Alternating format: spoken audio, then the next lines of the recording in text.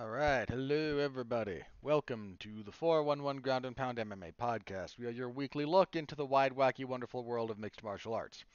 My name is Robert Winfree and I am your host. What do we got tonight?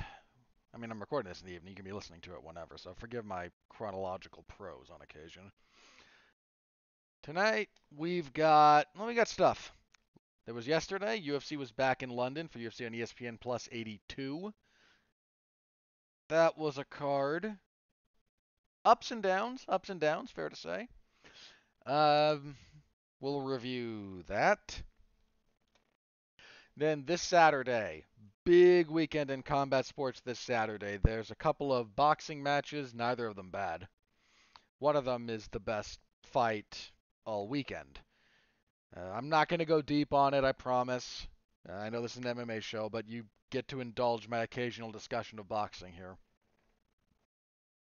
We'll get to that. And then news. What do we got for news? Mostly fights. Um,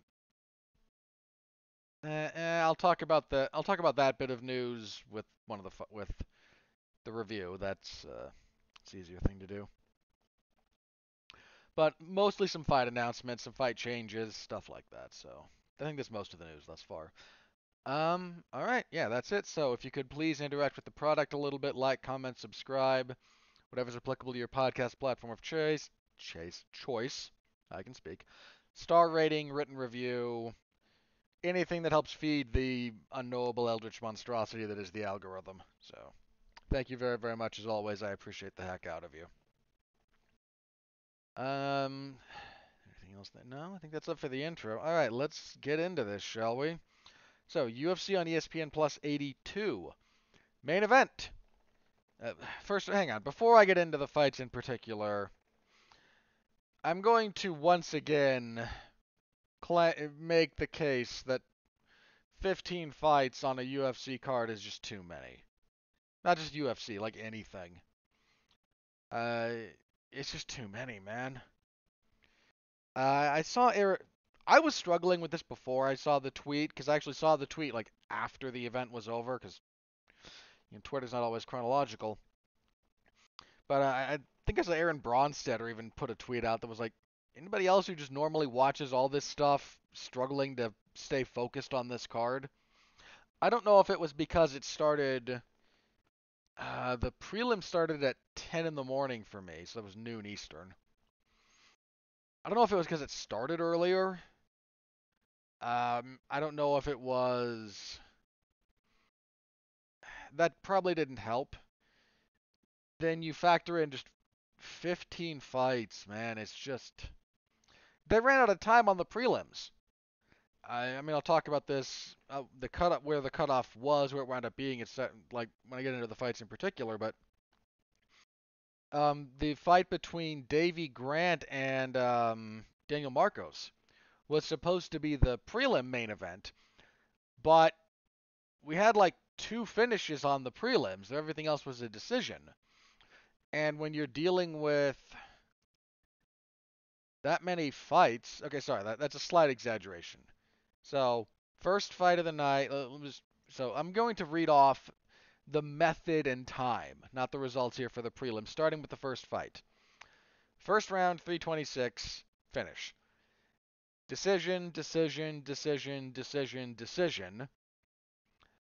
Second round, 426. Second round, 457.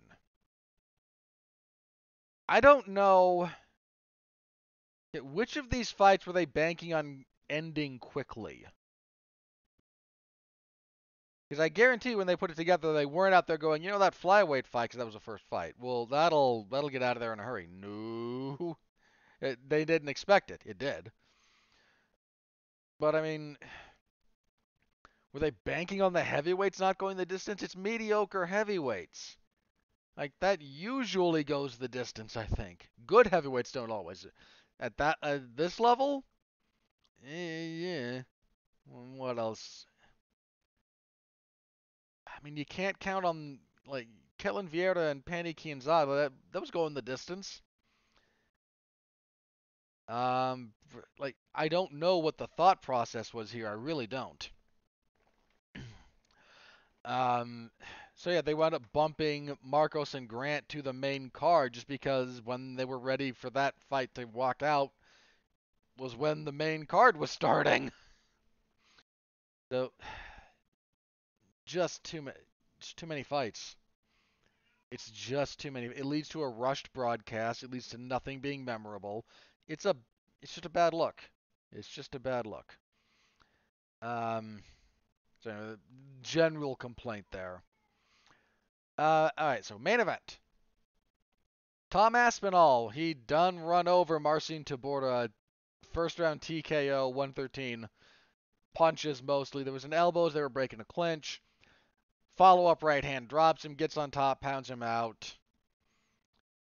The man picked up exactly where he left off. Like everything prior to his knee blowing up against Curtis Blades. He picked up exactly where he left off. He came in the heaviest he's ever been. He was 250 something, I think, for this fight. Still looked good. He didn't look like he was, bloated, but he still moved well. Like, light on his feet, good ring awareness, a lot of gliding, a lot of bouncing for a heavyweight. Dude is smooth. Uh, he said that there's not a lot to dissect there. Tybura's a decent enough.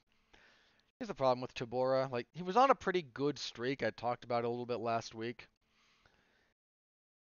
The problem is, like, his best win is what? Romanov, who kind of bottomed out? Sergey Spivak, maybe, because Spivak's kind of turned a corner. And both Tybura and Aspinall beat Spivak. Aspinall just did it much easier. Um, who else might be? He's got that win. He's got that weird win over Arlovsky, but I mean, hold on, that was in 2017, and even then, beating Arlovsky wasn't the biggest deal in the world. Uh, he's a good gatekeeper, and I didn't object to this fight because Aspinall was coming off the injury, and we weren't quite sure where he was. Tybura represented a pretty decent, uh, you know, measuring stick, right? A litmus test. I After the fight, Aspinall said he wants to be at the Paris card, which is headlined by the aforementioned Sergey Spivak and Cyril Gane. He wants to fight the winner of that and then fight John Jones for the belt. Well, minor fly in the ointment there. I haven't talked a whole lot about this because it's a rumor and a kind of a thought process that had been. I understood it, but it didn't really have enough steam for me to warrant me talking about it here in any kind of at length capacity. Well, it started to gain steam, and thought is slash rumor has it, if John Jones defeats Stipe Miocic, they're going to fight at the Madison Square Garden card end of this year. If John beats Stipe, he might retire. Now, it's very difficult to get a handle on fighters in general, especially if you don't like if you're not in the weeds talking with them, their team, people like that, etc., etc. You're speculating. And that's why I don't do it a whole lot. I occasionally will talk about how outside factors look to me, but there's a million variables that I'm just not privy to. There's a few outlets that have started reporting that John plans to retire if he beats Stipe. I favor him to beat Miocic, for the record. And at John's age, he's been doing this for a long time too. I get that John is not the most popular guy in the world, and I understand. I am not here to advocate for him in any kind of capacity like that. Except to say the following: he's the best fighter I've ever seen, certainly in MMA. Which doesn't mean he's perfect; it means he's the best. But if he does retire, again, between age and years. Hang on, just for the record, how long has he been in the UFC? Because it's been a while, and I want to. Should I get this right? So he's 36. Heavyweight, not the oldest, but his professional debut was 2008. He debuted for the UFC in that same year, '08. And you've been in the UFC for what, 15 years at this point? That was, hang on, August? Yeah, so he'll have done his like 18th year by the time the fight with Stipe rolls around. Do you know how rare it is to be in the UFC for almost 2 decades?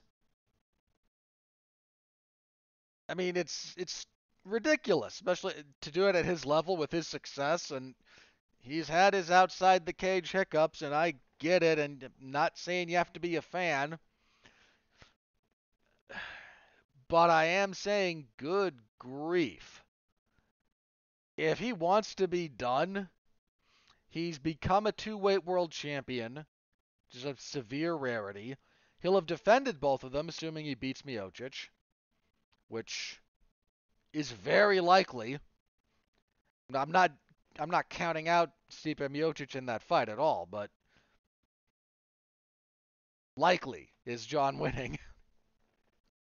If he wants that to be it, like he will have beaten he will have then beaten the most accomplished UFC heavyweight champion ever. He's already by a significant margin the best light heavyweight the sport has ever seen. And I mean ever. He's if he decides that it's time to be done, I'm not going to blame him. If he does, so let's posit the hypothetical where he walks away, he beats Stipe, he's in his home state, not his hometown. He's from, I think, Endicott, which is certainly not New York City. But, the UFC doesn't really go around the state of New York. It's NYC or bust, more or less. They went to Buffalo once, I think. But there's certain places that, and you just don't shop around to different cities necessarily within the same state. Now, some states are different, but I think if they like when they go to Pennsylvania, I tend to think they're either Philly or Pittsburgh, and I forget which one they prefer, but they're not going other places. They go to New Jersey, and there's the one venue. They go to I think it's Newark. I'm pretty sure. If they're going back on the road as much as they used to, they're going to hit some of these different states. There's two different places they might go in Florida. They either do Jacksonville or Miami, usually Jacksonville. It's a little bit, but they go to Atlanta and they go to Georgia like they're going to Atlanta. They're not going anywhere else within the state. When they go to New York, it's pretty much NYC. And fair or not, that's just kind of the point being, that's as close as John's going to get to like a hometown fight, is being in the same state. If he wants to go out having beaten the most accomplished UFC heavyweight champion, having conquered two divisions to the extent that you want to say he conquered heavyweight, he certainly was the man on top of it. If he's ready to be done, man, 15 years in fighting is a long time. That's a long time, especially MMA, where the physical realities of training MMA are what degrade the body more so than the fights. The fights can be brutal, but it's kind of the inverse of boxing. It's not that you don't get injured training in boxing, but it's rarer. It's rarer to hurt yourself because the physical demands, while there's some intensity there, I'm not trying to demean boxing here. It's just you're less likely to hurt yourself. In when you train for mixed martial arts, you put your body through the blender. It's brutal. Well, brutality is like a. I don't mean to imply that like you're doing nothing but hard sparring, brutality, blood and guts, but you're training a lot. You're doing a lot of conditioning. You're doing a bunch of disparate sports, which means you do spend time just wrestling, which can play hell with your knees. You spend time with jujitsu, which messes with your hips and your back and your neck. You do kickboxing, which is a fair amount of, thudding impact. If you have a good school, and you might do some pure boxing, that's not a given. And look, if you do a boxing class in most MMA gyms, it's not boxing. It's just punching. And that's not without value. It's just not boxing, which it's more a linguistic thing that I kind of get hung up on, but I'm not the only one. Anyway, neither here nor there. You're doing a lot of this. You're doing a lot of it over and over and over and over and over and over and over. And it just guys in MMA wear down a lot faster because of the intensity and demands of the training. If you look at most boxers, it's not that the training's not demanding and grueling. You want to be a professional boxer at a high level, that is a serious investment of your time and your physicality. But boxers take more damage in the ring than they do training. With a lot of MMA guys, it's reversed. Where do you suffer more injuries? Training than fighting. That's that same statistic might be true of boxers, but it's one of the weird things about like if you watch enough of this stuff, you can track boxers, especially if you look through like their whole careers. When you start to see them decline, you tend to track more what happens in the ring. Like you had this fight, or this bad knockout, or this series of fights. If you look at MMA fighters, it's not that that doesn't happen, it does. You're more likely to watch someone and go, oh, knee injury, pre and post. Second knee injury, pre and post. The head trauma and that stuff, it's not nothing, and I don't mean to say that boxers can't have their careers radically altered by knee injuries. They can. But the nature of their training is a little bit also less demanding on the joints. And frequently when you track an MMA fighter's career, you track out of cage injuries as much as you track in cage physical trauma when you start looking like how they've declined. That's it's not that that never comes up in boxing, but it's a lot rarer to have. It's why it sticks out so much when it does. Someone like Marvin Hagler, you can pretty his career took a and his style took a serious turn after he had a major pretty serious knee injury at one point. And his career took a turn, but most fighters don't. Most boxers, it's a little bit of time and it's a couple of really rough nights at the office that tend to really put the hurt on them. So, the long and the short of that being, he might be ready to be done. I think he's avoided most catastrophic injuries. He's not taken a ton of damage over the course of his career. His defensive brilliance being one of the great things about him. He's had some. He still had like what one major dogfight.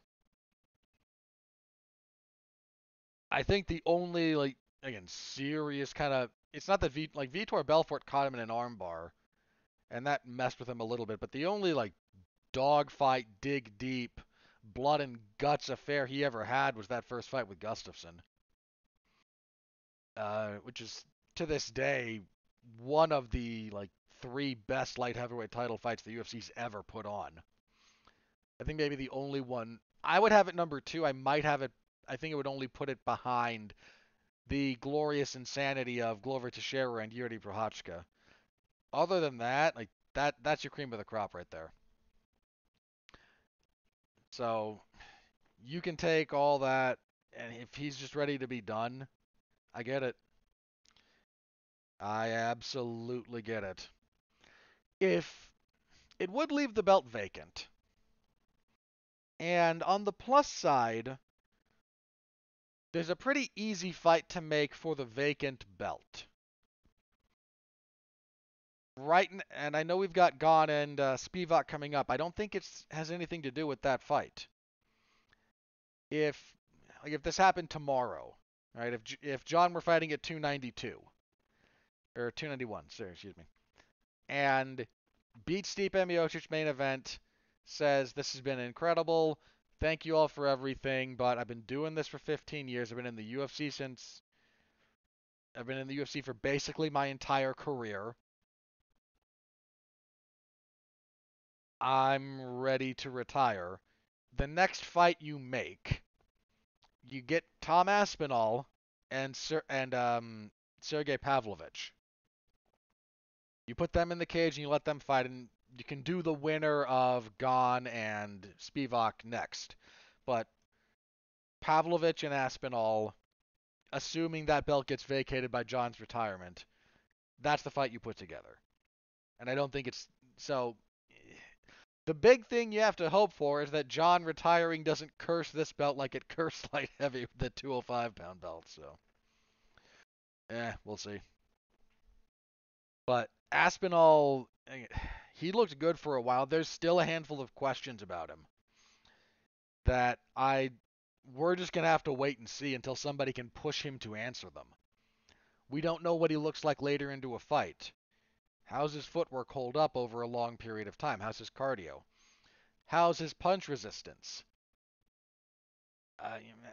How's he respond when he gets hurt?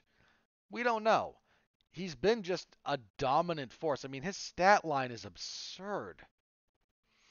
His punches landed per minute, his strikes landed per minute is very high.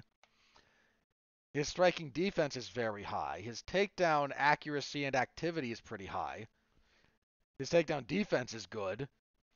He's just, we have not yet found the guy in the UFC who's really going to push him.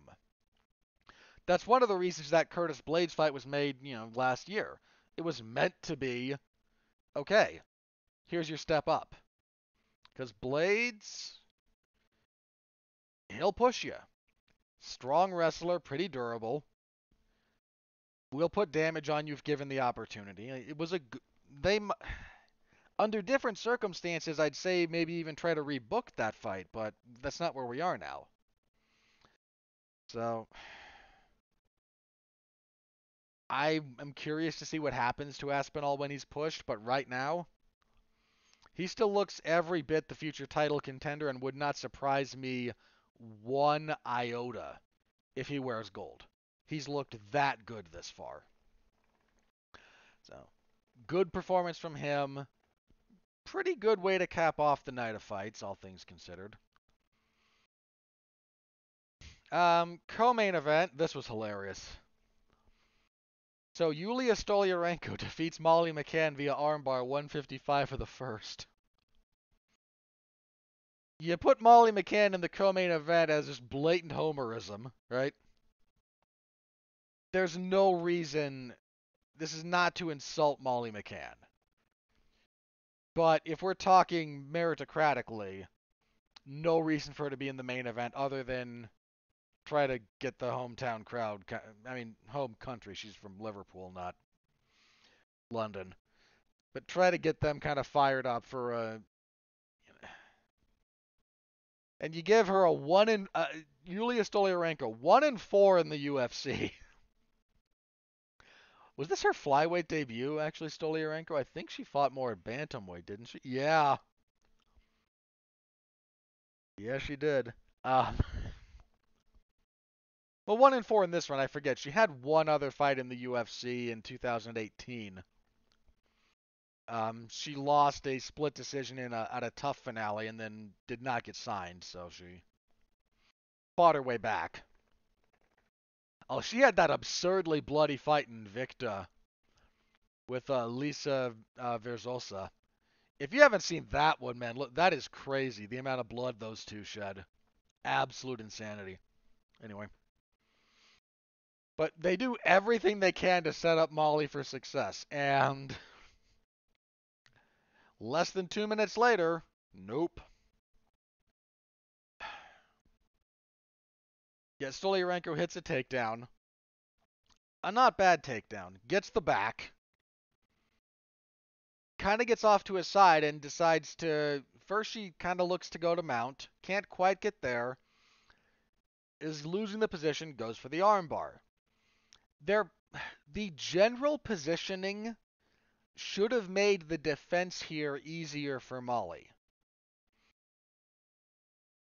They were kind of by the fence, and the positioning would not normally allow Stoliarenko to extend her body because the fence is there, and then you've got Molly on the other side.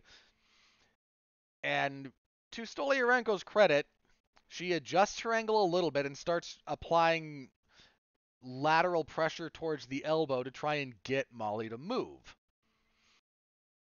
And Molly obliges by basically doing a somersault into the completed armbar. Now, again, there's some stuff here that Stoliarenko's doing to help induce this, but you really should be able to defend the armbar from the position they started it in. And Molly just had nothing.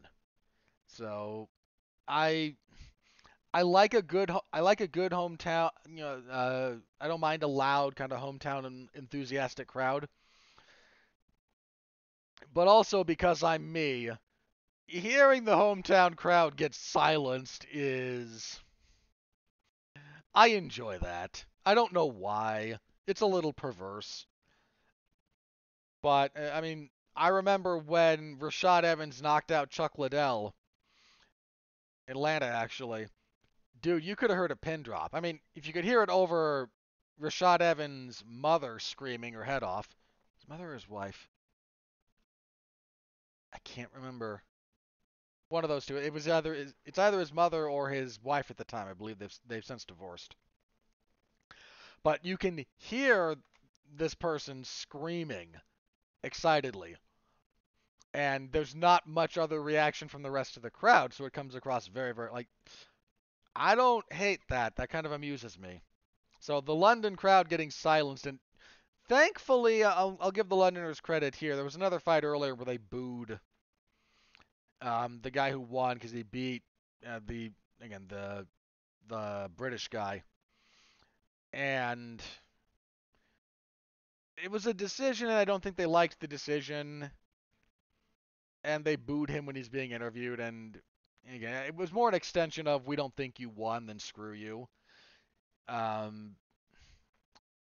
this for Stoliarenko, they at least didn't boo her as after she won. Like they were not happy that the person they wanted to win at the outcome, but they didn't take it out on the fighter. So you get credit for that. Yeah, I don't know what this was. Flyweight might be a better fit for Stoliarenko. I'll just need to see her against a better fighter than Molly McCann. Next up, Nathaniel Wood defeated Andre Fili via split. Was this unanimous decision? 29-28 across the board. Pretty good fight here, actually. Did you fight of the night? No, it wasn't. It could have been. So first round comes out. Fili technically drops Wood with a left hand early. Wood bounces right back up. It might have been more of a balance thing than really getting hurt. Wood comes back, drops him later in the round, attacks him. Might have been in position to get a finish. I can't say for certain. But Fili perseveres. Second round, Fili returns the favor. Hurts him bad with a left hook. Couple of follow-up knees. Wood survives. Third round, it's a little bit back and forth. Both guys a little bit tentative through the first, 2-3 minutes. The separating factor comes a little bit later on in the round when Wood lands a couple of solid lefts.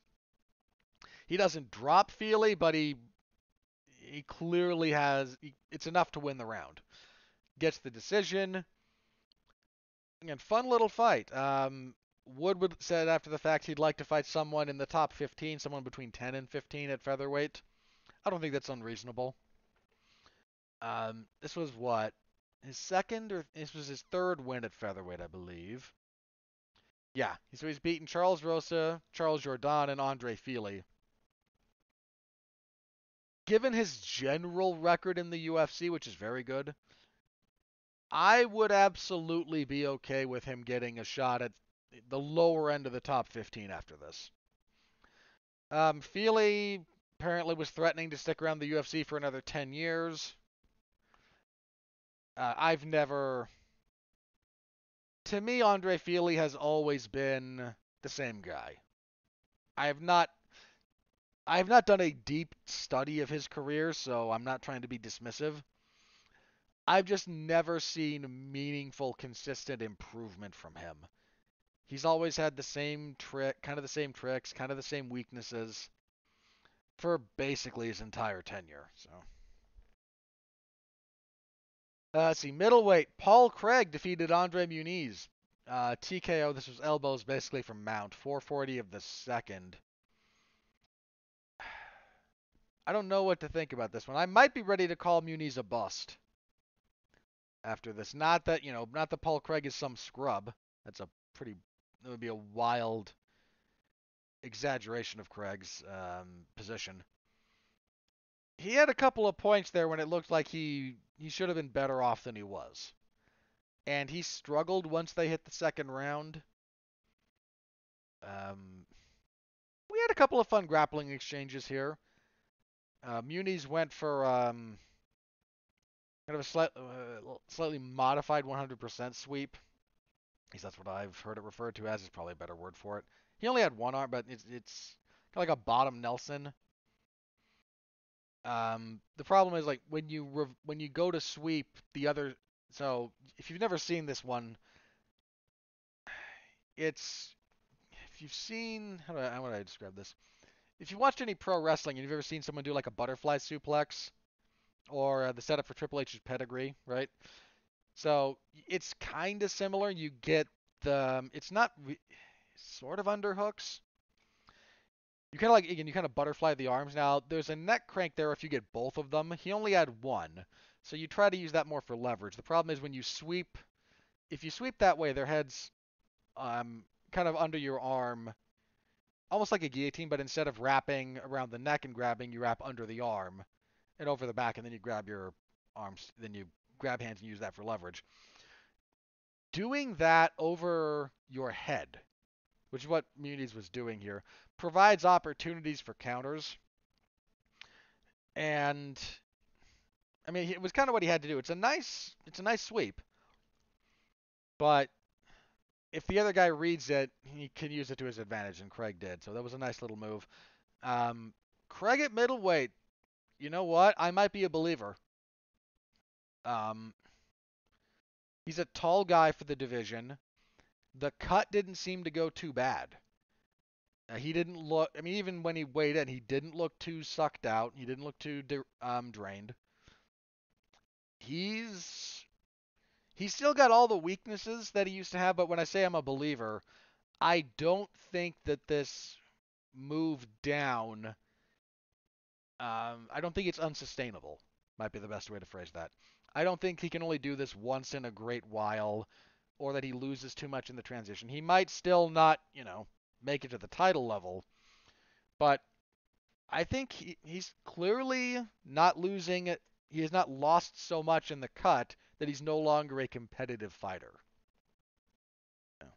Good for him. Again, Muniz, he might be a bust. He looked good for a while.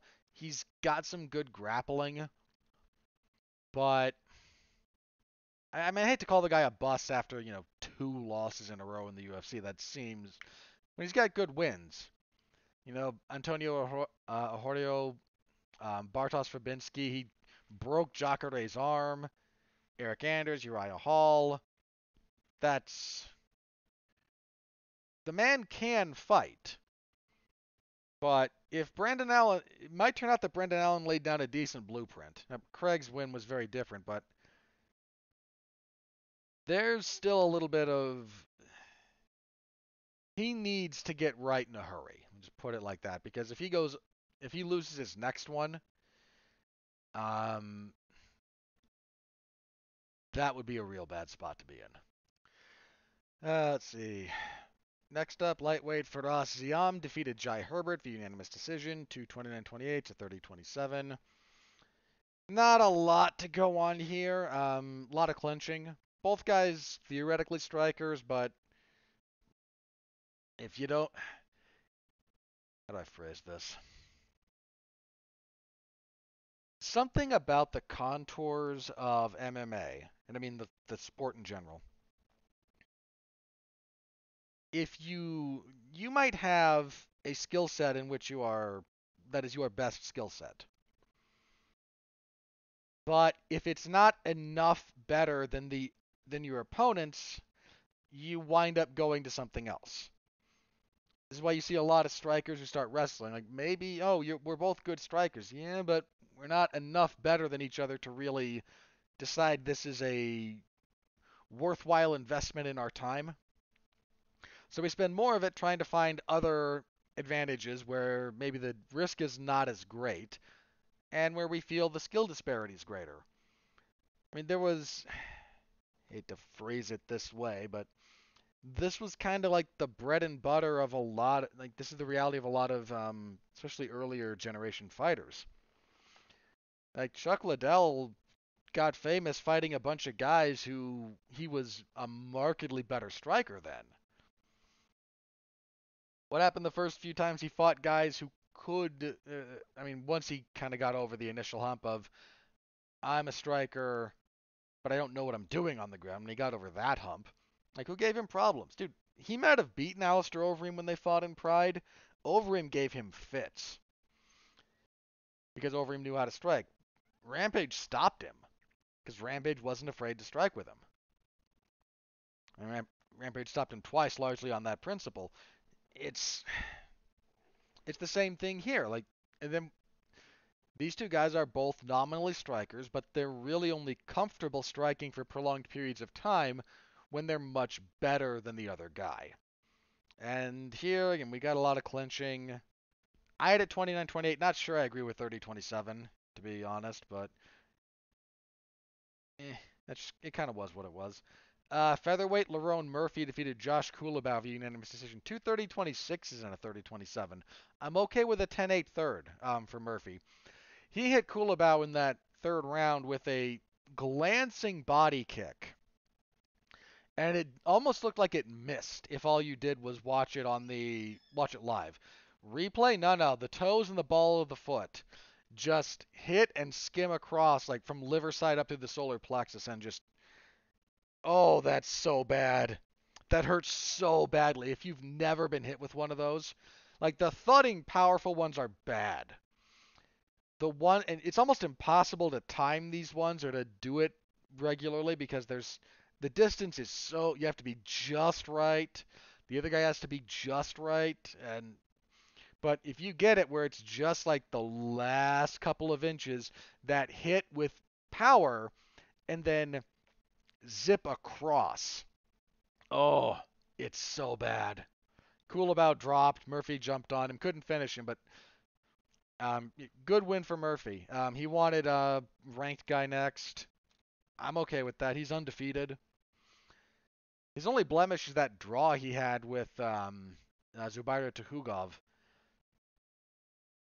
I think he's due a step up. I think he'd be due a step up in class. Good win for Murphy. And kicking off the main card, this was supposed to main event the prelims, as mentioned before. We had Daniel Marcos defeating Davey Grant via split decision, 29-28. In 2 for Marcos, 1 for Grant. The way this played out, there's a lot of people who were kind of salty that Grant lost. I can understand that. Ultimately, here's my thought on this. Round 1 was Marcos, and I don't think there should be too much consternation about that. It was a fairly low activity, not low activity, I mean, a little of that, but mostly low efficacy round that I thought Marcos did the better work in. Round 2, I gave to Marcos in real time, and I'm not sure that was right. Just a weird round. Round 3, pretty comfortably goes to Grant. Not huge, but these two guys are just too similar in some respects. They do a lot of what the other one's good at. They're looking for a lot of the same things, and because of that, you never really get firing. Um, I don't think either guy can I mean, Grant wasn't happy, and I understand it. Unfortunately, if you look at this round by round in real time, 29-28 either way is perfectly fine. Sorry, it just is. Um, yeah. As for the prelims, Johnny Parsons defeated Danny Roberts punches 4:57 of the second. This was your fight of the night. I might have gone Wooden Feely personally. No objection to it here. Parsons looked more like a lightweight. I mean, he's thick, he's short. The problem is he's short. I wonder if he couldn't cut down, but he's got big legs, and that can be hard to lose. Like when you lose weight, for those of you who've never done this or heard this, when you start losing weight, you lose it from the head down and from the feet up. It's why that, spare tire right around your waist is the last thing to go and it hangs on forever. Uh, because your calves will thin out first, as well as your face, neck, shoulders. Like that's where the weight goes away first. And then that stuff right in the middle there, that hangs on, sometimes for dear life. He said, looking occasionally at his own stomach, which is frustrating. um, so the point there being though, like weight through your thighs, and like that's harder to lose. It's just harder to lose than other areas.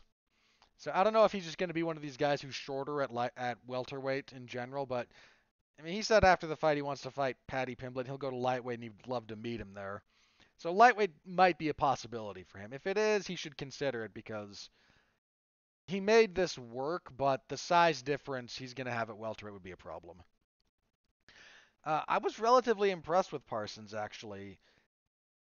He's got the technical brawling thing that gives a lot of fighters problems. He likes to induce a brawl, then you think he's sloppier than he is. And that means you're in a worse position. He does a pretty good job of defending, rolling with punches, getting his elbows and shoulders up to block and absorb and roll with and deflect, then countering. He did that to Roberts quite a bit. He's got good leg kicks. He's apparently got a pretty decent Muay Thai record or history. And he showed it off here. He showed off some pretty good doing it to a guy taller than him and Roberts, he got the full plum, the double collar tie. Had some good knees. His nickname's the Sluggernaut. I mentioned that last week, which, you know what? My hat's off to you, sir. That's a pretty good one. uh, yeah, I was impressed. I thought Roberts would take this one. Parsons made him fight a dogfight, and he was the better dogfighter. Lightweight, Joel Alvarez defeated Mark Jacasey via guillotine, Darce choke, 4:26 of the second. Decent enough fight here. Here's the problem with this fight.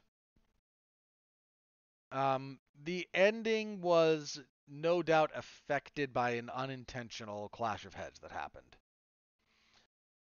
They were throwing in the second, and their heads banged. Alvarez did the better work. Wait a minute.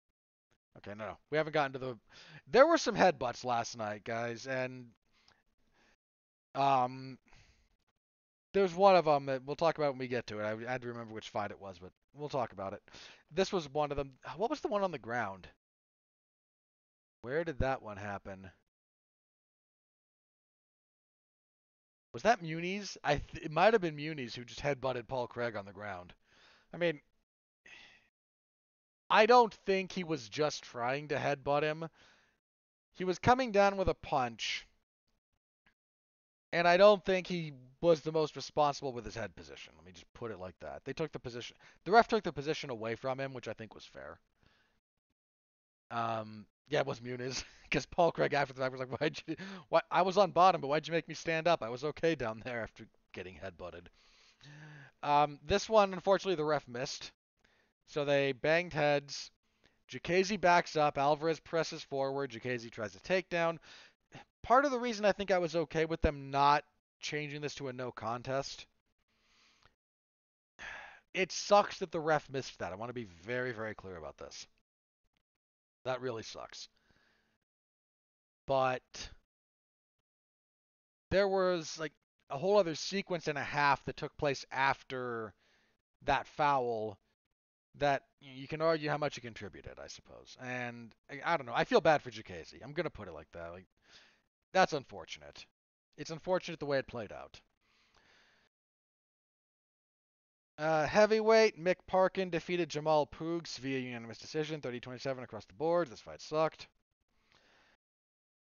Poogs with that Sean Strickland kind of hand guard, which I saw Dan Hardy talk about it the other day, and he's got a very crude name for it, very unflattering name for that guard, because he doesn't want people to do it, and if you give it a derogatory name, people will kind of have an aversion to it. Um, yeah, I'm not a big fan of this fight. Parkin had some good calf kicks. Here's the problem. I'm going to say this for a lot of MMA striking. Not all of it. There are guys who know how to do this. A lot of guys don't. There's a lot of guys who have a good foundational weapon, like a leg kick or a jab, and there's a few other like strikes in that same vein that you can kind of do the same thing with. And they know how to use the weapon, sometimes very effectively. The problem is they don't know how to build on it. Like, why do you throw the calf kick? Well, I'll stop him with calf strikes. Well, at a certain level, okay. At a certain level, that's a bad game plan.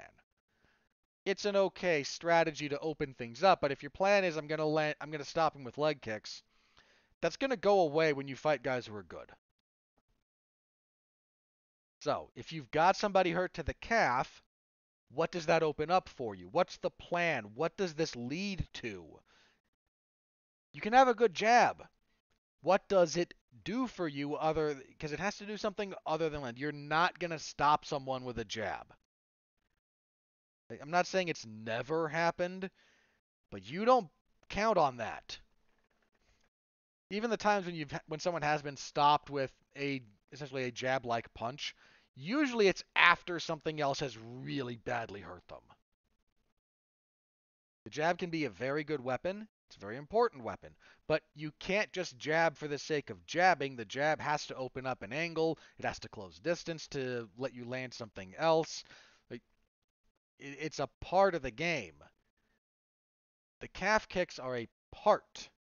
But what if the guy switches stances?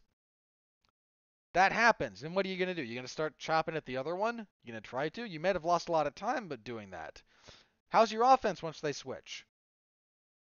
How's your defense once they switch? You might actually put yourself in a worse position if you don't know what you're doing when they're southpaw and you're orthodox, and suddenly they're finding more success. Like, this is one of my gripes with this. He had good calf kicks, but when the other guy isn't going to fall down and clutch his leg in agony and the ref waves it off, like, you've got to be able to do something with that offense or with the openings that it provides. My minor rant there. Middleweight, Mahmoud Muradov defeated Brian Barberena via unanimous decision, 30-27 across the boards. Barberena at middleweight is... I'm a little surprised at this. He said the weight cut to 170 was getting to be too hard. Look, it might be. I don't know. His frame... Let me put it like this. His frame is not suited for this division. He might still be able to make it work, but this is not the ideal weight class for him. He had some struggles here. He got dropped bad in the second round, actually. Muradov needed the win. He had some setbacks. and he got a needed win. This was the fight where we had a real bad clash of heads. Third round. They've gone back and forth, and then both guys seem to drop and go for double legs at the same time. And just like two goats, just bang, heads together. It was a bad one. You rarely see that one, but ooh. Oh yeah, both guys were down. I mean, credit everything about Goddard was the ref. Credit to him, he saw it immediately, called time, said, "Hang out over there, take a second, doc." He wanted the two. He didn't just call the one doctor. There's more than one doctor right there. He wanted both of them in so both guys could get checked on. They both could continue, so we saw at the last. I think it was like the last minute of the last round. They could have gone to a technical decision here, if not. This wouldn't have been a no contest kind of thing with where we were in the fight. But that was a bad clash of heads. Just ooh, that hurt. That really hurt. So good enough return to form from Muradov. Women's bantamweight, Ketlin Vieira defeated Pani Kianzad via unanimous decision, 29-28 across the boards. Vieira gets takedowns first two rounds, wins them pretty easily. Third round, gets a takedown, gets the back. Kianzad winds up turning into her guard and then spends the last, I don't know, like minute, 2 minutes on top trying to throw ground and pound enough to steal the round back. Nothing great here. Lightweight Chris Duncan defeated Yanal Ashmouz via unanimous decision, 230-27 to 29-28. Let me give credit to Ashmouz here. He broke his left arm in the first round, blocking a head kick near the wrist. He's posted the X-ray on Twitter if you're so inclined, or Instagram or something. It's out there.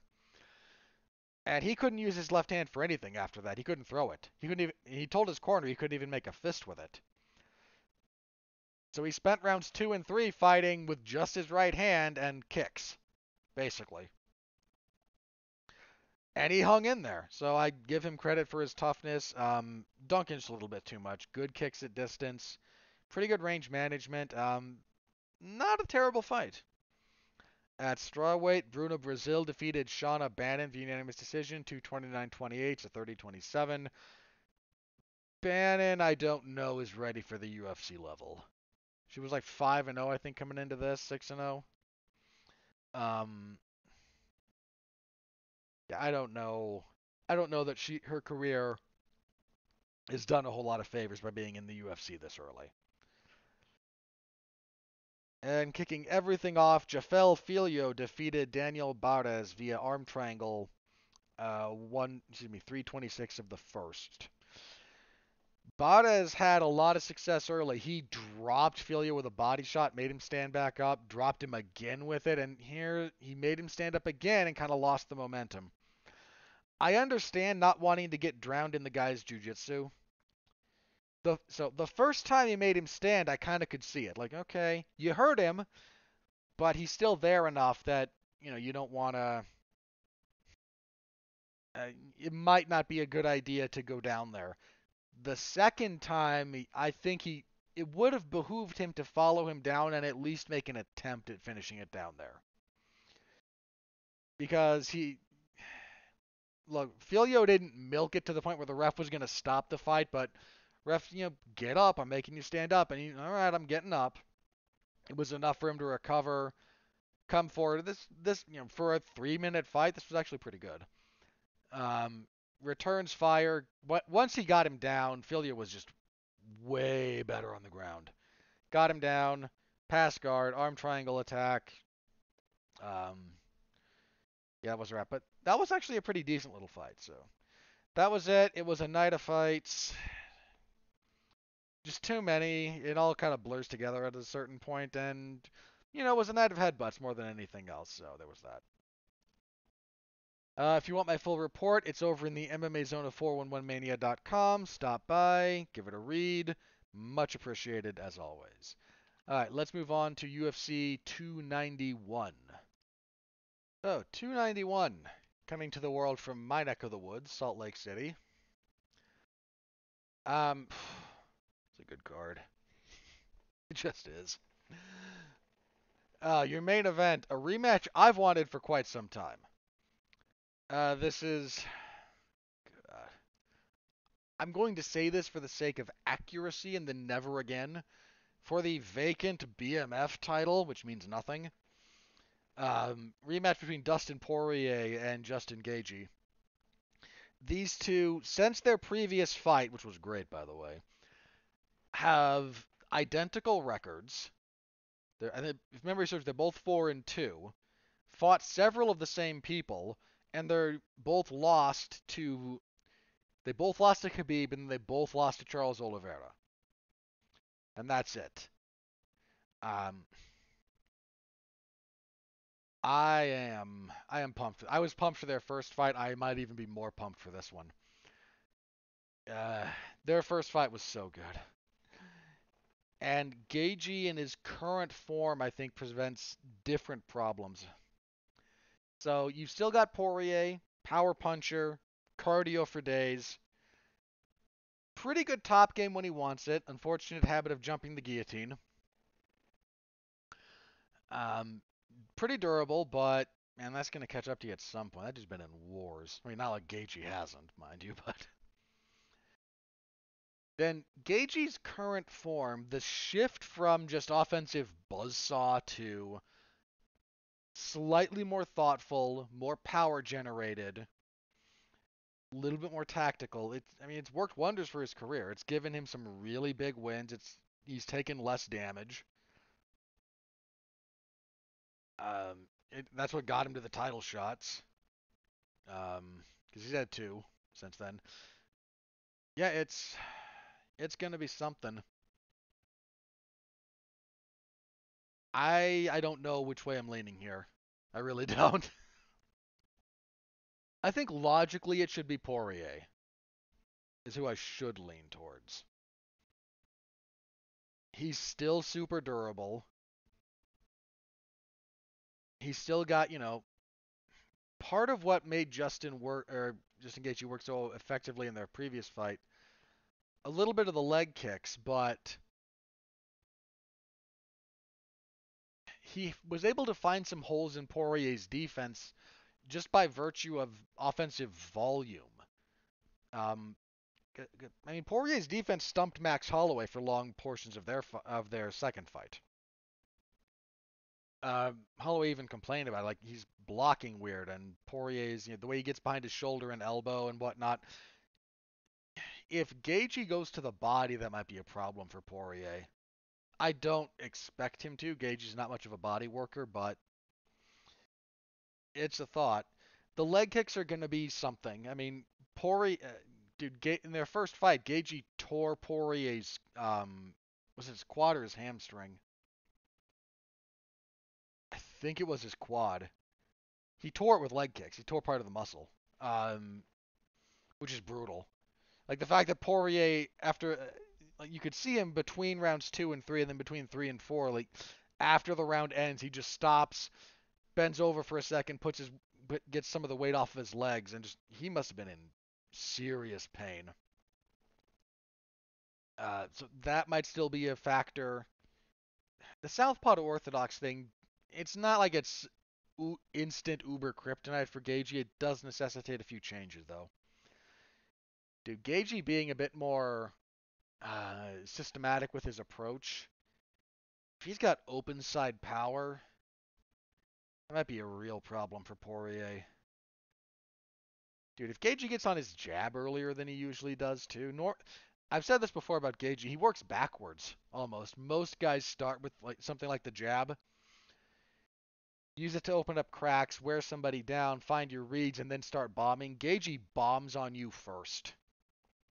And then as the fight goes on, like, all right, I've bombed on you. Now I get surgical. Now I get accurate. Now I get precise. And look, it works for him. I'm saying it's backwards from how the general structure of most people's, again, sort of like overarching stylistic choices.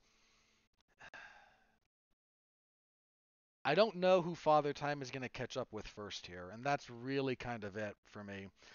They're very evenly matched in most respects. Poirier's 34. Coming off that, I mean, he's got the win over Chandler. He beat McGregor twice. Had that war with Dan Hooker. That's a great fight, by the way, if you haven't seen it. Gaethje, same age, man, 34. Beat Fiziev. Again, the losses before that were Oliveira, and then he had the win over Chandler, and then the loss to Khabib.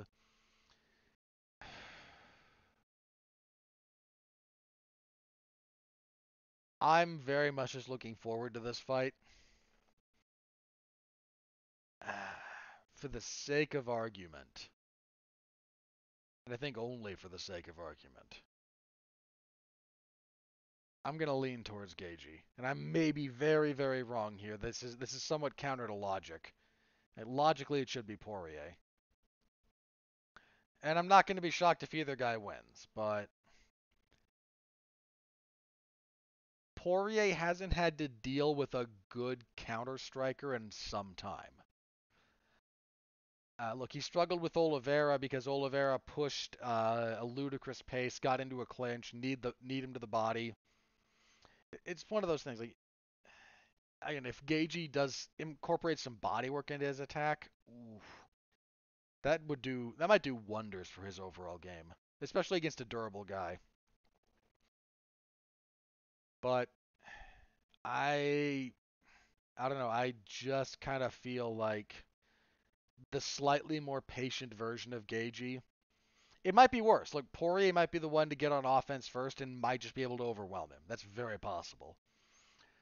I just kind of feel like if Gaethje gets Poirier in a more like come forward mode and he gets him a little predictable, I think he can counter him.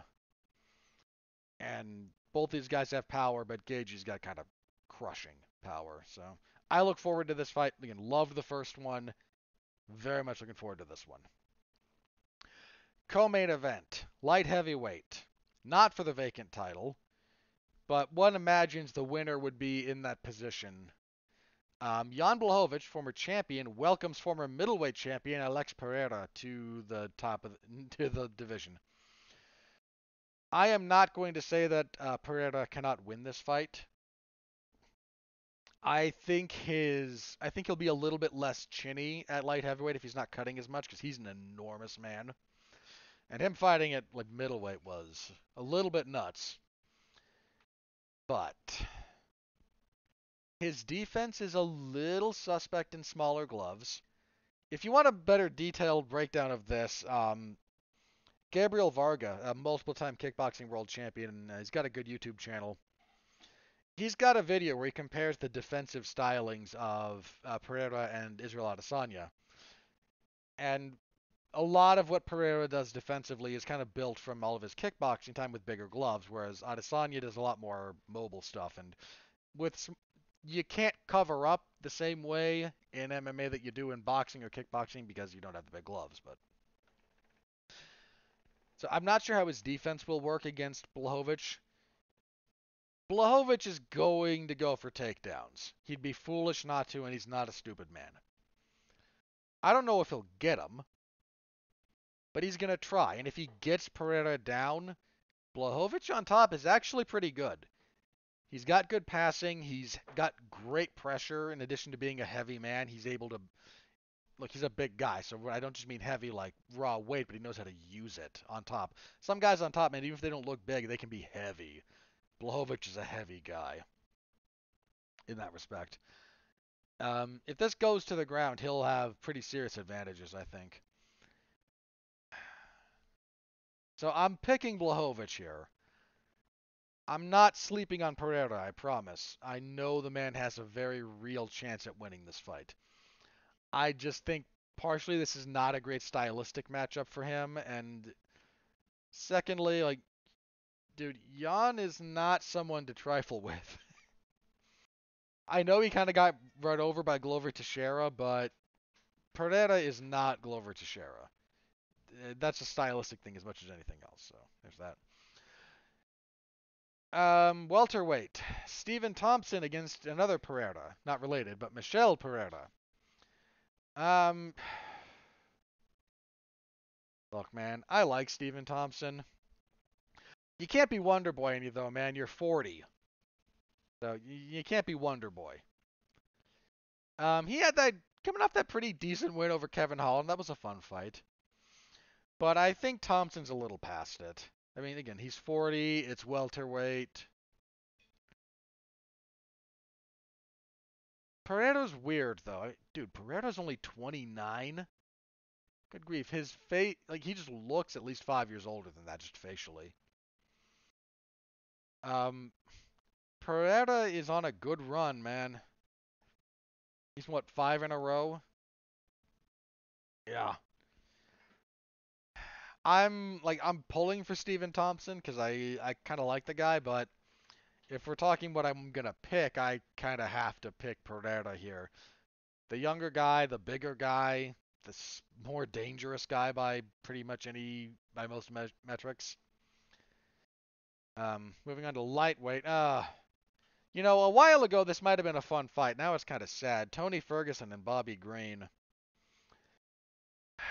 Man, I hate where we are with Tony Ferguson. That 5-fight losing streak, some of those brutal fights. Again, that Gagey fight changed him. Followed that up by, almost getting his arm broken by Charles Oliveira, not having much for him. Beneil Dariush kind of tore him up on the ground. Michael Chandler. Dude, Michael Chandler kicked his chin into orbit with that front kick. Dropped him like a puppet with the strings cut. And then he was doing okay against Nate Diaz until, he wasn't. Then he got choked out. I don't. I hate being in a position where I don't feel like I can pick Tony Ferguson because for so long he was so good. But Bobby Green's not in the best spot either, winless in his last three. I mean, look, he fought Islam Makhachev on short notice, lost, fair enough. Drew Dober knocked him out. That was a decent little fight. That unfortunate clash of heads he had with Jared Gordon, man, he was doing well in that fight before the foul, and 2023, year of the headbutt. Legalize headbutts, darn it. I'm going to start beating that drum. Look, I really should just focus on legalized knees to the head of a downed opponent before we worry about headbutts, but still. Yeah, I think I'm going to pick Bobby Green, and it's not. Eh, it feels bad to do so. Because, not that I dislike Bobby Green, but, man, I don't like seeing Tony in this state. I hope I'm wrong. Let me put it like that. I hope I'm wrong. I have some very fond memories of Tony Ferguson fights, and I really hope he's able to kind of get things back on track. And kicking off the main card, also at welterweight, Michael Chiesa and Kevin Holland. I mean, I gotta pick Chiesa here, right?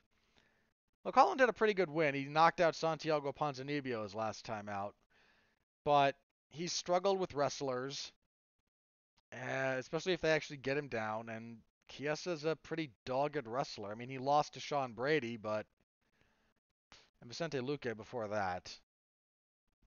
But, dude, hang on. He's been out since 21? Good grief. A long time that he's been out. What happened with him? Oh, right. He was supposed to fight Jing Liang and then had some kind of back injury. Well, spine. I'm glad that didn't turn out to be more serious. That could be nasty. Yeah, I'm picking Chiesa here. It's not a surefire thing, but this is a style that has given Kevin Holland plenty of problems. As for the prelims, heavyweights. Yeah. Derek Lewis and Marcos Rogerio de Lima. Derek Lewis was last seen being choked out by Sergey Spivak. Dude, he is 1-5 in his last. Sorry, 1-4 in his last five. His only win is over Chris Daukaus. Gon beat the crap out of him. Dude, Curtis Blades was beating him before trying that double leg. Tuivasa knocked him out. Pavlovich beat him.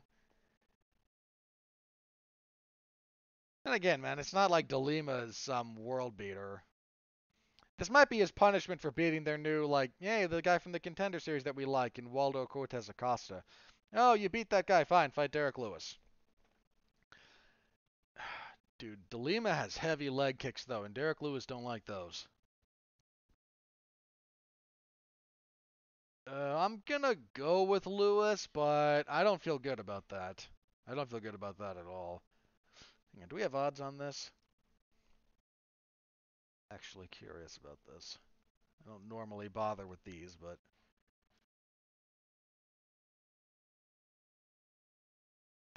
yeah, DeLima's favored. I can see why, but dude, plus money on Derek Lewis in this case might be a real tempting bet. Yeah, I'm going with Lewis. I might, yeah, man, I don't feel good about it, but I don't know. DeLima just he's got some skill, but I don't know, he's never quite clicked. Maybe the best way to phrase that. Welterweight, Trevin Giles and Gabriel Bonfim. Giles done recently. Wins over Louis Cosi and Preston Parsons. He was at middleweight for a while. Yeah, he's recently dropped to welterweight. 2-1 at welterweight. Yeah, his middleweight career was okay, but oh, dude, I remember when Dricus du Plessis knocked him out. That was a crazy knockout. I mean, not crazy, but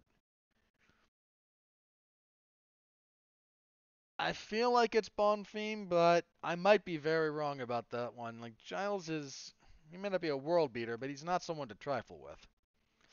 So I'll go with Bonfim, but yeah. Middleweight Roman Kopylov and Claudio Ribeiro. Kopylov's actually done okay for himself his last couple of fights.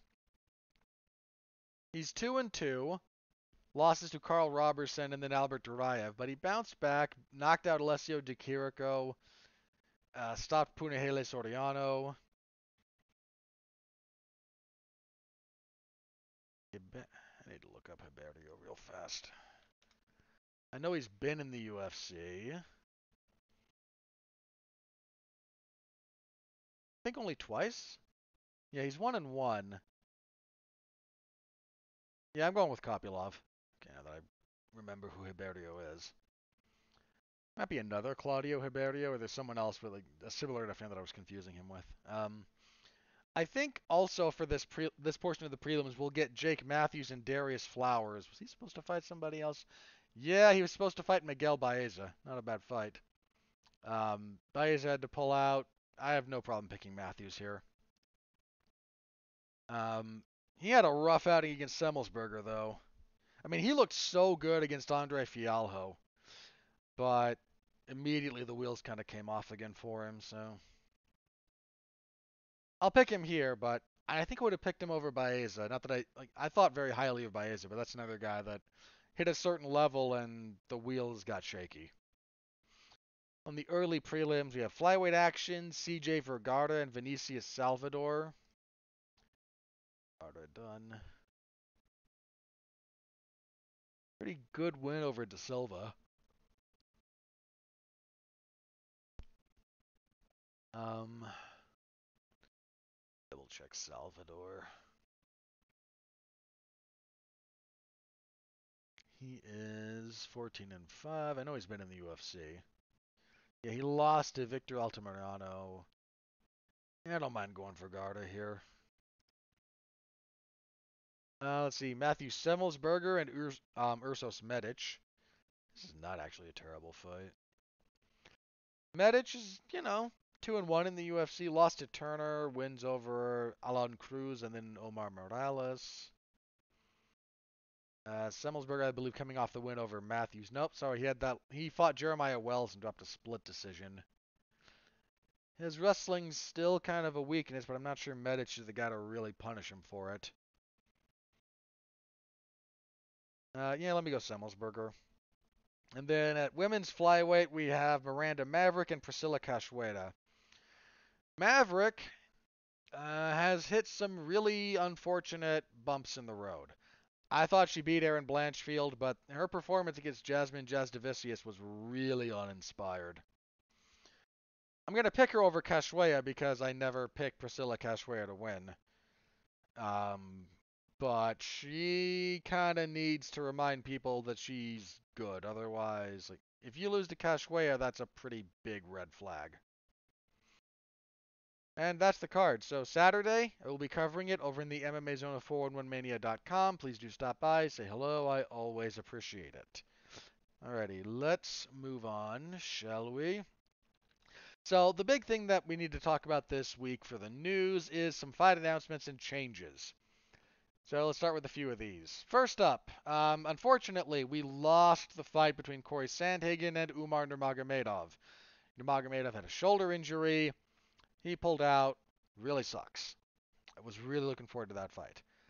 Plus side, our replacement for that fight is Rob Font. That will now be a catchweight fight, but I'm not going to complain about Corey Sandhagen and Rob Font. It's not what I wanted. I really did like Sandhagen and Nurmagomedov. But I said, man, I'm not going to complain about Sandhagen and Font. That's just a good fight. So that, about as good a replacement fight as they were going to be able to make. So there's that. UFC 294 got fleshed out a little bit. We have our main event for the lightweight title, Islam Makhachev and Charles Oliveira. Obviously, a rematch between those two. The turnaround for for either Poirier or Gaethje had they won was just not going to work. I'm fine with this. Just long and the short of it, I'm fine with this fight. Volkanovski had to have some minor surgery on, I think, his left arm, so he wasn't going to be able to make that date. Like I said, I'm completely cool with this. I don't expect this to go the way their first fight did specifically. I think Oliveira will have a better showing. Makhachev is just a bad matchup for him. Makhachev's southpaw, which seems to give Oliveira some problems. Makhachev is great defensively, that which diffuses a lot of Oliveira's relentless offense. Right? He doesn't get hit a lot. And Oliveira's very willing to. Anytime they clinch up, Oliveira, he's just not quite as good in the clinch. He is used to working in the clinch in a capacity that assumes his opponent is not going to take him down because they're afraid of his guard. And that works for a lot of guys. It does not work for Makhachev. I just think it's a bad matchup. But I'm fine with the fight. We'll see how it goes. Oliveira is certainly capable of incredible things. He's a very, very, very good fighter. I just think that's a bad matchup for him, kind of no matter what. I'm curious to see what Makhachev does for a rematch because he beat Oliveira as cleanly as anybody has. Maybe ever. Like, that almost looked easy. And nobody beats Charles Oliveira easy these days. He kind of made it look that way, so curious to see how that goes. Also for 294, we're getting Khamzat Chimaev back in action at middleweight. He will fight Paulo Costa. That's a weird fight. I'm not opposed to it. It's a weird fight for a couple of reasons. One, they're both weird dudes. They're just weird guys. I don't know how else to say that. They've both got some decent power. Chimaev's power might be also a touch overstated at middleweight. I mean, he one punched Gerald Meerschaert, which is like it's a good highlight reel moment. And I'm not trying to say Gerald Meerschaert is terrible. He's not, but he's not the sturdiest fighter you'll ever find. Costa is a very sturdy fellow as a general rule. I'm also I'm trying to remember the last time Costa fought a dedicated wrestler. And I can't remember the last time he fought, like, maybe Marvin Vettori. Even that was more clinching than anything else. When's the last time he fought a guy who's like, okay, you're going down. I'm gonna blast you into the fence. I'm gonna attack your legs. I'm gonna get you down. When's the last time he fought a guy like that? And it's been a while. Again, you could maybe argue Vettori is kind of a grinder, but Yoel Romero didn't try to take him down. Those two just stood in front of each other and beat the crap out of each other. Adesanya didn't try to take him down. Uh, that's not really a strategy that he's had to fight in a long time, if ever. So that's actually an interesting question that's going to be asked of him. I might have to be rooting for Costa just because Chimaev getting guys with this is a personal thing. Like guys who are as loud and as like bombastic as Chimaev, I never feel bad watching them get taken down a peg. So I don't know, but that's a fine fight. Nice to, dude. We've been waiting for a while to figure out what we're doing with Chimaev. To say nothing of Costa being kind of MIA for a bit as well, and just loving the secret juice, I guess. I respect that he made that a meme, for the record. I absolutely respect it. Um, and also, the UFC for their, I think it was their return to Australia, so this would be, what, 292 or 293? Hang on. Yeah, 293, September. Israel Adesanya talked about it, and apparently it's not going to be him and Dricus du Plessis. There's timing just didn't work out.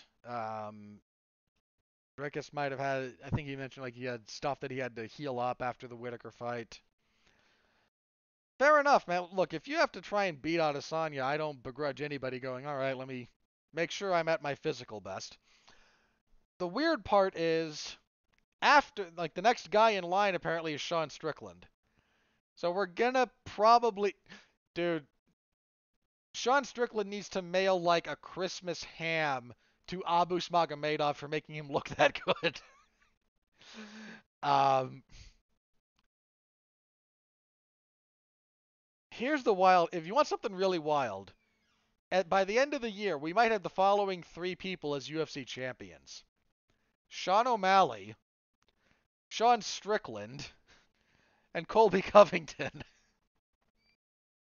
Which is the like I don't expect that to happen, but it might. It might. Oh man. Look, if DDP can't make the date, you have to move on to the next guy. The UFC cares about the machinery. They care about the machinery taking over and the trains leaving the station on time. Full stop. If you can't accommodate that, they'll just go to the next guy.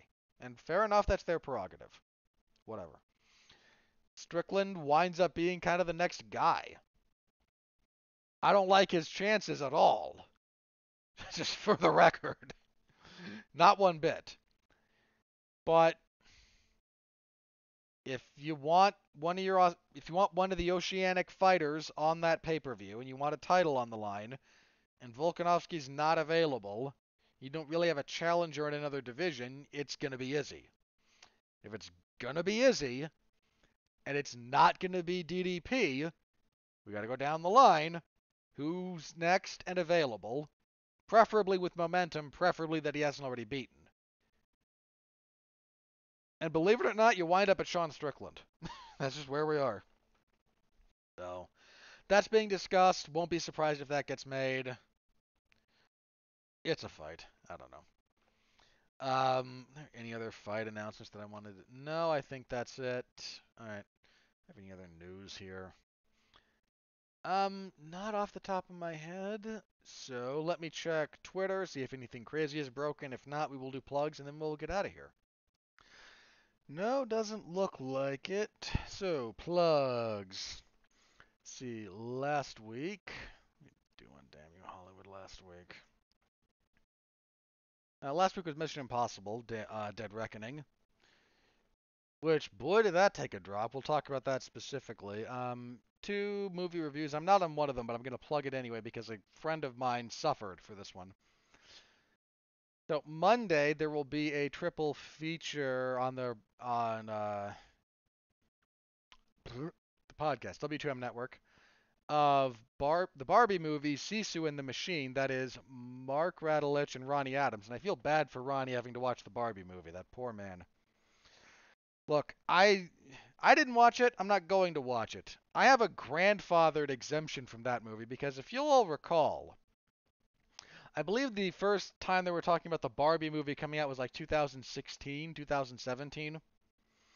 And I told Mark then, I'm not going to be a 32-year-old sad single guy watching the Barbie movie in a theater.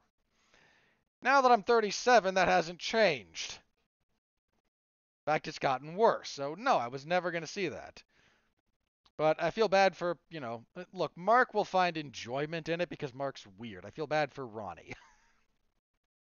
Sisu's actually really good, though. I have no thoughts on the machine. But Tuesday, normal time, 9 p.m. Eastern on Damn You Hollywood. Mark Radulich, Alexis Hejna, and I will be talking Oppenheimer. And we'll talk about the strike going on in Hollywood because the actors have joined the writers and everything's shut down. So we will talk about that. That'll be something. I haven't seen Oppenheimer yet. I'll be seeing it tomorrow. So, oh man, Sorry, I'm looking at my schedule because not this coming Monday, but Monday the 31st. Too early in the morning. I'm doing the last favor I'm ever doing for Mark Radulich.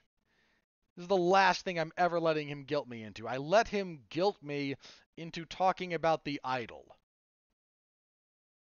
And I watched most of the first episode. I say most because I fast forwarded through a lot of it. Leave me alone. And it's inept. It is insufferable.